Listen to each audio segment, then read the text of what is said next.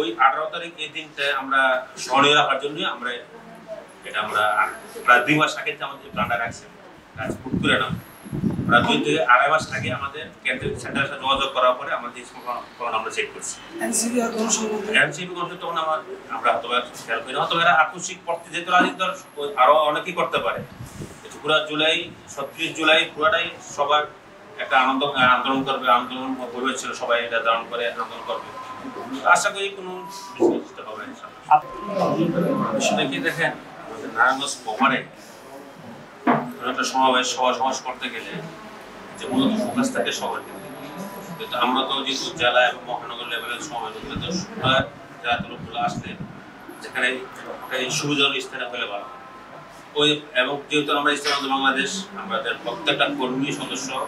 সবাই 5 ওয়াক্ত নামাজ পড়ে নামাজি এবং ওজুসের একটা ব্যাপার আছে সব দিক খেয়াল করি যেহেতু আমাদের এখানে 2-3টা জুমার আমরা 5 জুমা দিচ্ছি অনেকে জুমার আগে আসবে জুমার নামাজ আছে ওজুসের ব্যাপার আছে